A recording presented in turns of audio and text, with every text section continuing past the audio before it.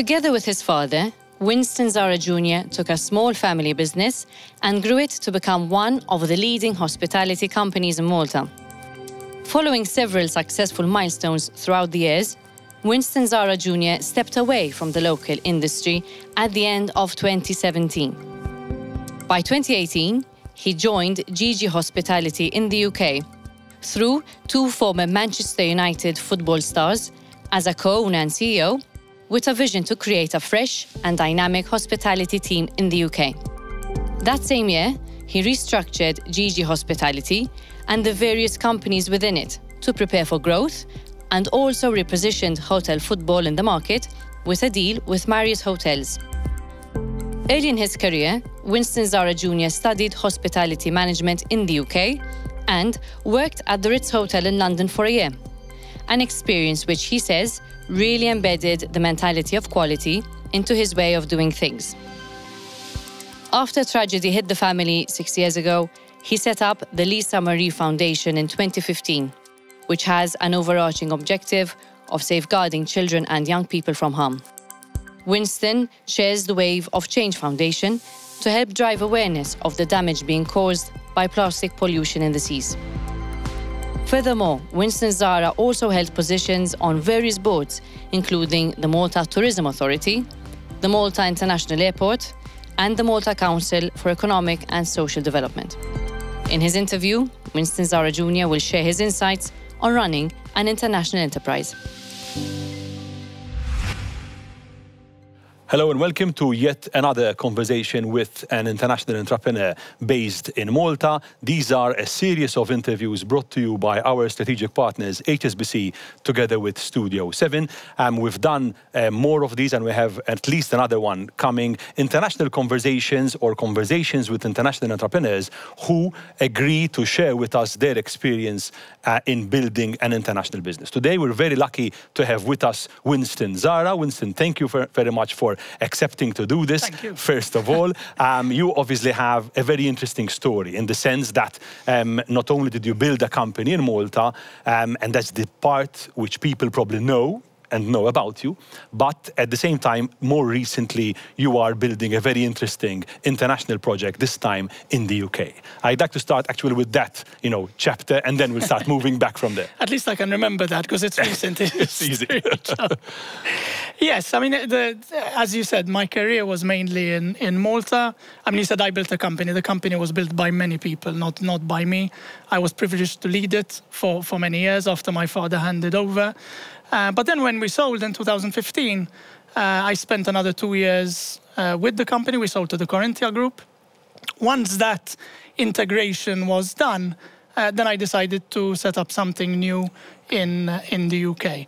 And as you said, most recently we opened the Stock Exchange Hotel, which is a boutique hotel right in the center of Manchester. It's a beautiful building, lots of history, lots of heritage.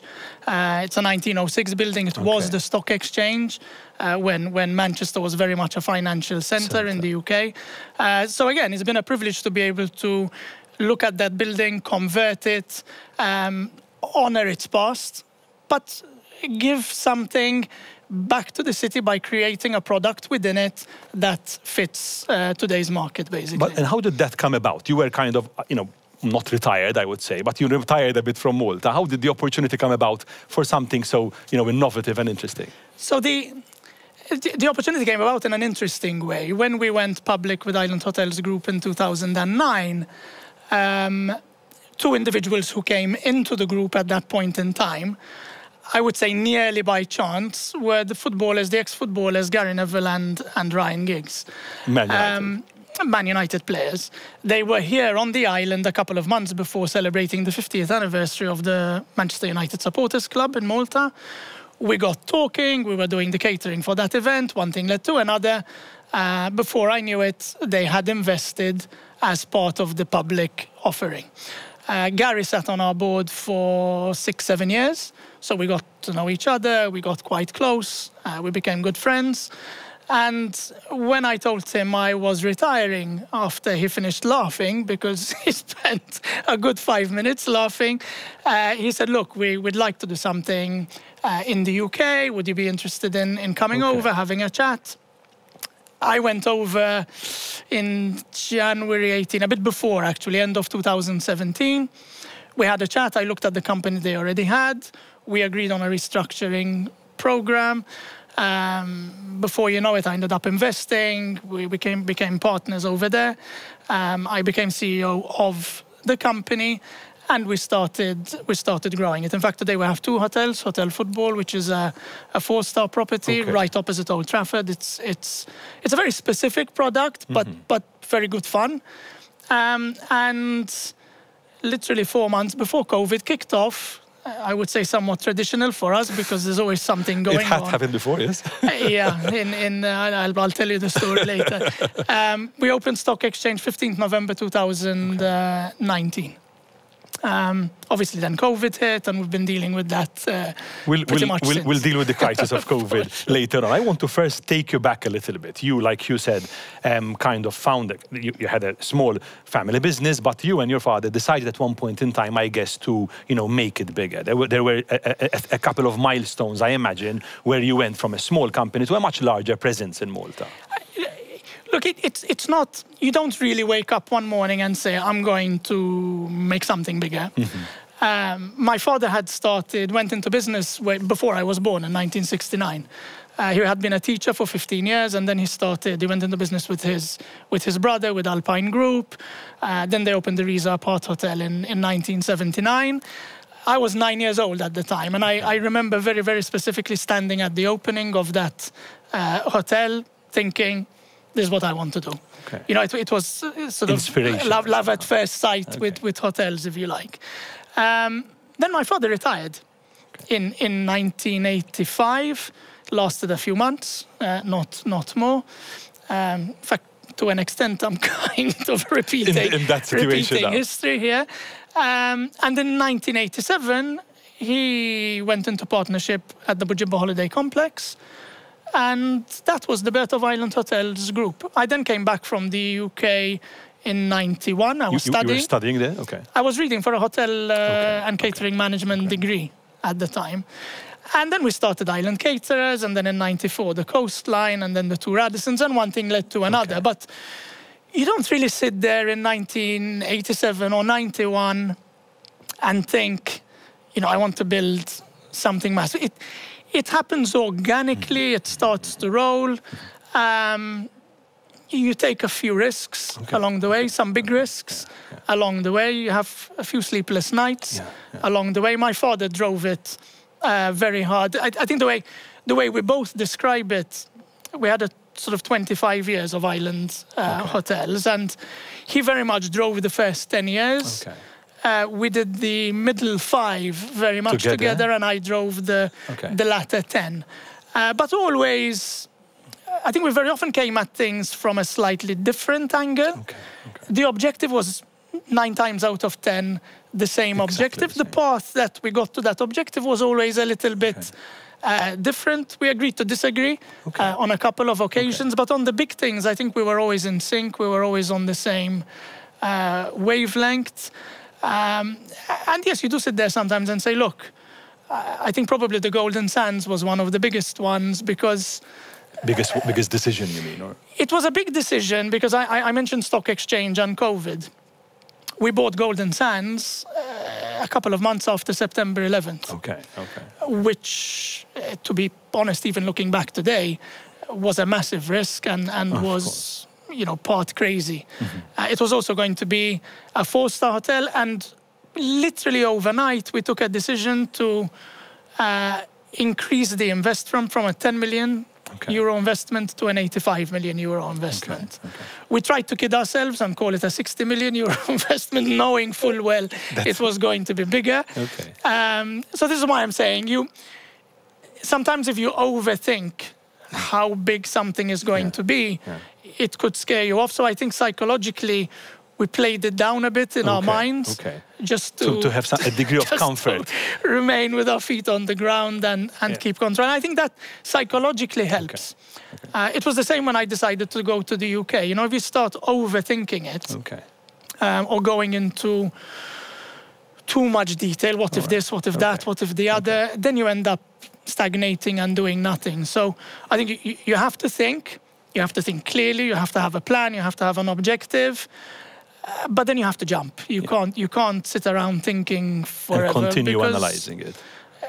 Then it doesn't happen. Exactly. In fact, this is an interesting conversation we've had with other entrepreneurs as well. This balance between, planning and doing and, scenarios and all that, and actually, kind of going for it. You seem to make it sound very easy. I wouldn't say it's easy. I wouldn't say it's difficult. I would say it's a state of mind. Right. If you wake up every morning and you're in a state of mind of procrastination, right, then you're going to procrastinate and procrastinate, and you just don't get it done. You have to take a decision. Ultimately, you have to take a decision, either to do it or not to do it. Exactly. But based on facts, no? And this is where you usually draw the line. To what extent do you continue getting facts? You need to know what you're doing. I think one of the principles I abide to is stick to your onions. I think the expression is, stick to what you know. Which is what you've done over time, I think, broadly. And to be honest, every time I've diverted and dabbled in other things, I've got burnt. So I always seem to veer back to hotels, and hotels even more than catering. One, I love it. I enjoy it. Which is very important. It's a passion for me. And two, because I mean, over the years, you get reasonably good at it. Exactly. And what you get more good at is choosing the right people around you. Because, like I said earlier, you're privileged to lead an organization, and I genuinely feel it is a privilege. But the reality is, you have such a team of people doing the work. With Island Hotels Group, at one point, we had over 1,500 people. Each of those people had a role, an important role, a crucial role. And were as important as myself, who was CEO, if not more so, because very often they were on the front line. They were delivering the service to our guests. Interfacing with guests all the time. And, if they made a mistake, it showed up much more. My mistakes would show up on the balance sheet. Their mistakes would have an immediate impact. On the It's interesting you're mentioning people and the role of people, but is it, I guess, was it easier to recruit the right people and train the right people later on in the journey than earlier on? I'll say no, because the situation changed. And to be honest, it was one of the main drivers that led us to decide to sell the company in 2015. We always worked with Maltese. The Maltese work ethic is extremely strong. And more than that, when a tourist comes to Malta, they want to experience something Maltese hospitality, which is authentic, which is genuine. In fact, the tagline of our company was "The difference is genuine," with an emphasis on the genuinity. At a very fast pace, we went from all Maltese to having over 29 nationalities working within the company, and the dynamic was changing. The dynamic of the industry was changing, the dynamic of the workforce was changing, so it did become more difficult. It became more difficult to offer something that I was very proud of, which was that Maltese hospitality in a very, very genuine way. And the industry has come leaps and bounds in other areas. If you look around, the industry has improved dramatically in some areas as well. But I had come to a point where I stopped enjoying it locally, and I had always told Gabby, my wife, who's been an incredible support over the years, you have to be with hotels because you're kind of you're married to the hotels as much as you're married to your wife. Gabby would say probably more so sometimes. And I had always told her, if I stop enjoying it, if you ever hear me tell you I'm not enjoying it, pull me back and make sure I take the right decision. And that decision was taken in 2015, but really executed fully in 2017. How did that come about? That's obviously a major milestone for you. You're giving us some kind of background as to how that happened. But it's an absolute major milestone, not only from a company perspective, also from a personal perspective, because we were very much a family company. We were very much a family. You try and get to know all the team members as much as possible, their families. Okay, it gets more difficult as the company grows. But exactly. once you're locally based and you can go around the properties and meet the individuals, then it's I wouldn't say easy to do, but if you want to do it, you can do it. So there was a very personal connection as well. So it wasn't only a change from a work company perspective, but also on a personal level. Also on a personal level, because 1 minute you're going 12, 14, 15, 16 hours a day, sometimes a couple of days in a row, full on, and suddenly you're like, wait a minute, what's happening? You're waking up. And again, that was part of the decision I decided to have and entertain the conversation with Gary and his team in the UK. And that excited me again. It kind of reignited the passion. It was still hospitality, but different country, different setup. In a country where you know no one. Yes. In Malta, rightly, wrongly, for better, for worse, it's easy to pick up the phone and call. I mean, frankly, even if you want to call the president, somehow you can call the president. Or whoever's heading whichever authority or whichever ministry, it's easy. In England, forget it. I mean, first of all... You've felt this change in that landscape? Absolutely. In Malta, over the years, because of the business, you get a certain exposure, people know you. It's easy if you pick up the phone and call someone and you say who you are, and you're going to get a response. In England, I can make 100 phone calls. I say it's Winston, Zahra. They say, and who? So you really... The challenge for me was starting in a way from scratch again and building up. And that takes a bit of time. Today, 3 years later, because we've achieved certain milestones in the UK, now we're having conversations at a slightly different level, and things are gaining momentum. Because you're part of the network there as well, I guess, now. You build up a new network. It takes time.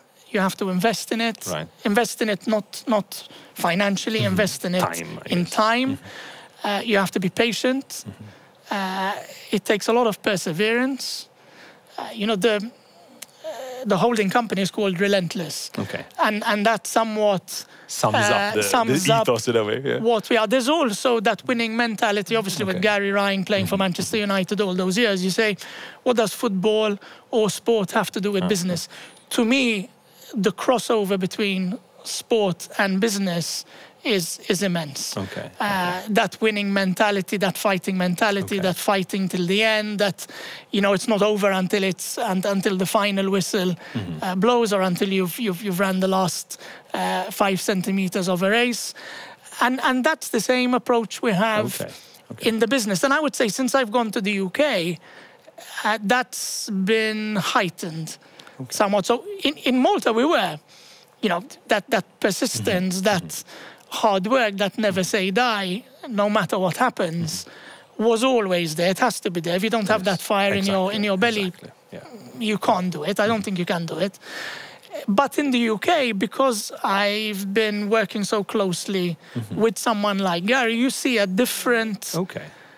He comes at it from a very different angle. Even when he sat on our board here, the type of questions he would ask were very different. Tell me how, because I see the sport analogy, but kind of the spirit. We had a great board made up of different individuals. The ex-governor of the central bank, one of the founding partners of PwC, great people. Keep in mind, as a family, we owned 75% of the company. When I set up the board of the PLC, I set it up with a non-family majority. So we're 7 members, only 3 family, and 4 non-executive, non-family directors. So forget the family company situation. We took it to a completely different dimension. Cautiously switched it onto a professional board. Completely. And that made a big difference as well. And all very valid individuals. But Gary used to come up with questions which were completely... out of the box. I would call them boomerang questions, because he'd literally throw them out of the box. I was like, where did that come from? But they were questions that made you reflect, made you think in a very different way. And this is what happened in the UK. We'd be discussing things, and he goes, no, but what if we do it this way? At first you think, In fact, he now very often starts with, I know you might think this is crazy, but, and it's true, your first reaction is, it is a bit crazy, but then, you know, you think, you discuss, you modify, and you go for it. Yeah. And you know, very often it works. So you've learned a lot from, you know, two ex-international football stars in that sense. I believe you learn a lot every day, as long as you're open-minded. And especially when you step into a different geography, a different territory. I feel I had to spend much more time listening and learning than talking. Kind of relearning a bit, because it's a new territory. It's new territory, it's new people, it's a different culture. There's a slightly, it's not a massively different way of doing things, but there are nuances which you have to get used to, which you have to adapt. Specific to the UK, you think? Or? Even specific to the UK. Like, for example? Like the way you say things. Even when you're dealing with team members. Maltese are thicker skinned, I find. Now, maybe because it's Maltese to Maltese. Right. In the UK, you have to be a little bit more careful. Kind of you offend, it's easier to offend You can very, very easily offend. So you have to be careful. The laws are slightly different. So you just need to be aware. You need to take the time to learn. You need to take the time to listen. Then you still have to act, and you still have to take decisions, and you still have to move forward. But the sensitivity to the culture, the sensitivity to the geography has to be there. At the end of the day, my belief, my strong belief is that, you know, as long as you treat people in a way that you want to be treated yourself, then you can get along with it, irrespective of whether you're in Malta or in England or in China or in Africa, wherever. I think people want to be treated well. And if you treat people respectfully, you know, if you go into in my case, into the hotels, what does it cost to say good morning and smile and ask how people are? It takes nothing. It takes nothing. But it makes a massive difference. And that could be with any nationality in the world. Everyone likes... It's human nature. It's human nature. Everyone likes to be acknowledged. Everyone likes to be respected. Everyone likes to feel he's playing a part in the success of a larger of the hotel or the company. You know, like I said, who are the most important people in the stock exchange in Manchester? It's definitely not me. It's not Gary. The most important people are the team delivering that would meet guest on a experience every day. They are the ones who make the difference. They are the ones who ultimately form the reputation of the company.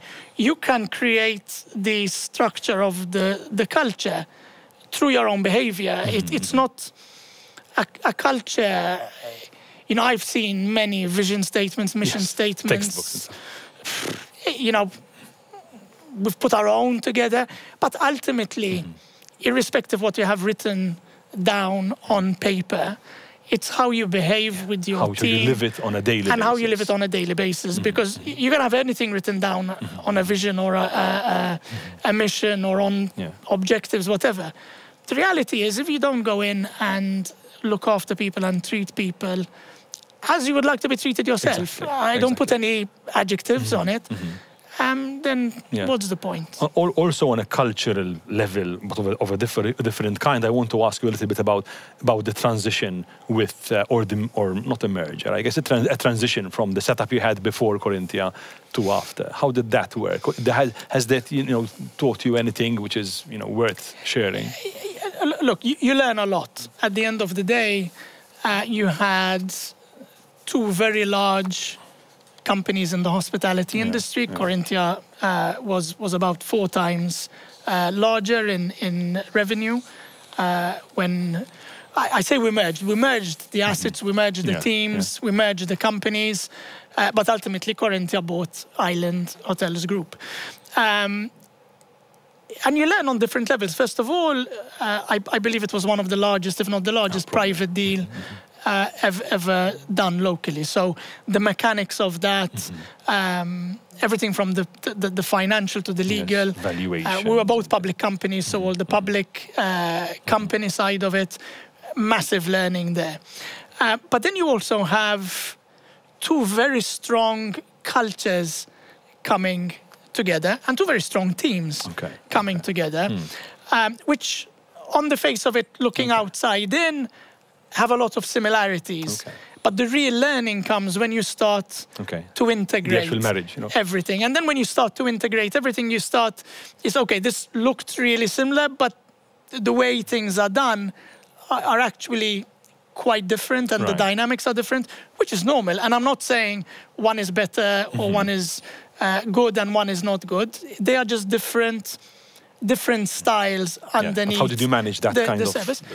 Look, the objective was to bring the two groups together because we felt that the sum of the whole was larger than the sum of the parts, which I believe till today. I think there's a lot that has come out of the two companies coming together. There are some members of the team who have flourished. Sadly, there are some members of the team who have not and have moved on because they didn't fit the new culture. In my personal case, once the integration was done, Corinthia have a structure, have a lot of excellent people, are driven by Alfred Pisani, who's chairman, and he drives the company. It wasn't the right fit for me. After you spend 25 years heading, running, growing your own company, with my father and with the rest of the team, it wasn't far from just me, like I explained earlier. It wasn't what I felt comfortable with. So I guess the biggest learning was sometimes you go into something and you think, it's going in one direction. When you're partly down the path, you think, this is not quite what I want to do, and you do something else. Exactly. I have a lot of questions to ask on different topics, but I need to. I'm a bit cautious of time. We've discussed people and what's happening on that front. You've obviously taken and are still taking a lot of decisions on a daily basis that need to be taken now because of the latest project, but it could have been otherwise in the past. What do you do, in your personal life to kind of be really, prepared to take major decisions? I know you're into sport, for example. Sport is a big thing for me, and today, how? The first thing I do every day is go running or cycling, the occasional swim, but running is my main zvok, as we would say in Maltese, my outlet, my letting off steam. But more than that, positively, it clears my head and it prepares me for the day. To the extent that even when I went to have a chat with Gary a couple of years ago, I said, look, my routine starts with a run. He said, the last thing I would want is for you to change that. So you made that very clear. And that's hugely important for me. It enables me to start the day off much more energetically, much clearer. And I spend between 2 and 3 hours a day on exercise in the morning. But I make those hours up because I'm clearer, I'm faster during the day when the day takes off. Interesting. So it's not a waste of time for me. Or it's an investment in, being clear. It's a bit of a trade-off. I do that, and then I make it up during the day. Great. Something else I wanted to ask. Of course, you've had setbacks, both and potential kind of failures or mistakes, both at a company level, and I want you to maybe elaborate a little bit on that, but also some tragedies on a personal level. Your family experienced a tragedy only a few years ago. And I know the two are very different, obviously they can't really be compared, but I want to use the time to discuss them both a little bit and how they affected the way you think and the way you plan things and how you look at life, I guess, not just career only. Look, let me start with the business side because that is somewhat easier. In business, you make a mistake, you typically lose money. The bigger tragedy of that is that if you make too big a mistake, then there are people's jobs at stake, there are family livelihoods at stake, and that was always the biggest concern at the back of my head. If we make a decision, we take a decision that goes really wrong, families could suffer, and I said earlier, September 11th, we bought Golden Sands. In the banking crisis, we had just gone public. And now we open stock exchange, COVID. It's like these things happen. And you make mistakes along the way. I think, and there have been many, thankfully, mostly not tragic or of massive consequence, but mistakes where you lose money, where you take the wrong step. And I think the most important thing in that case, and I've been in this situation a few times, is that you put your hand up and you say, look, this was a mistake, we got this wrong. You admit it to the team. And I find the team respects that. It shows vulnerability. Does it make you weaker? I personally believe that when you show vulnerability, it actually makes you stronger, not weaker. And there are different schools of thought on that, but you know, you only don't make mistakes if you do nothing. Exactly. You know, so there's no shame in making mistakes. You try and minimize them. You try and make sure they're not of a consequence that affect people and people's livelihoods. But mistakes are made, and I've made many along the way. But I think if you recognize them quickly, you cut it loose. So if we've opened companies that have lost money, the worst thing to do again is to procrastinate and say, okay, you know, maybe this, maybe that. No, if it's losing money and you can't see a very, very quick, clear light in sight, chop it. One of the, I mean, there are various, I can spend hours going on about mistakes. The biggest thing about mistakes is that you learn from them. And I think as you learn and the team learns, it makes you stronger, more resilient, and you move forward with confidence. Obviously, on the personal side, yes, we had my young cousin's tragedy a few years ago now, 6 years ago, coming up to 7. It affects you in a big way, but I guess, you know, when you step back, the biggest effect is that you realize how fragile life can be. You appreciate more of what you have. You appreciate time more. I think you try and do more with your time. You appreciate your family more. Exactly. You know, because of the I say because of the company, because of me. I took the decision. It wasn't because of the company, but because of the way we worked, I was distant to my family for many hours in the day. My wife brought up the kids. I was present, but I can't really take much credit for bringing them up. And it's a trade-off. Would I do it in the same way again? I'm not sure. You know, hand on heart, I'm not sure. And when you go through something like that, you know, my uncle 1,000,000 times more. Yeah, you get an immediate realization of how fragile things can be and how they can change at the drop of a hat. Yeah. So I think you appreciate more. You think about things a little bit more deeply, but then again, you can't go too deep every time because you stop. Exactly. It breaks you then.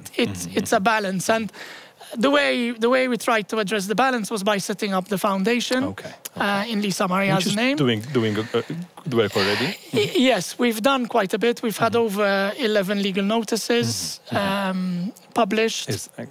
I think we've raised quite a bit of awareness. We're now putting a lot of pressure on two aspects. One, to remove prescription in the courts from cases of child sex abuse. Because today, if a child has been sexually abused from the age of 18, they have 8 years in which to go to court. Otherwise, it becomes, as we say, prescripta. This week, the minister announced that's going to be increased by 5. In my opinion, absolutely too little. Not enough. Too late. Frankly, I don't even rate the decision. Prescription needs to go completely. Exactly.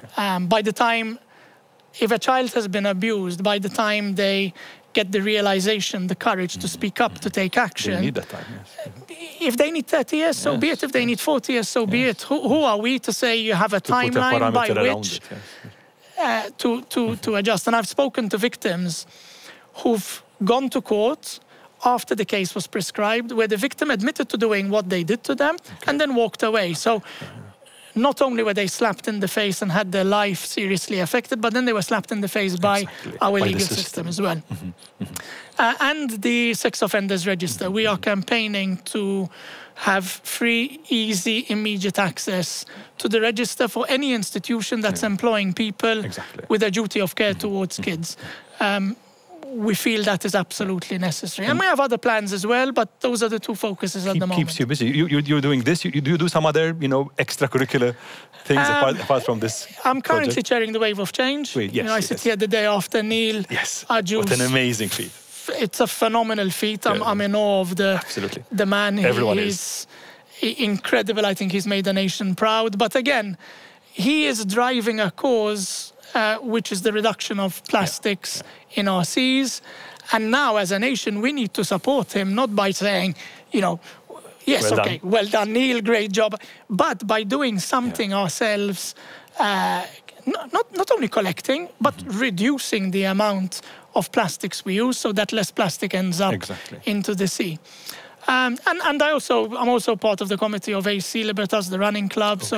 Again, sport always seems to feature in some way, shape, or Before we wrap up, because we're really running kind of out of time, I want to reflect a little bit, or you to reflect a little bit on your career.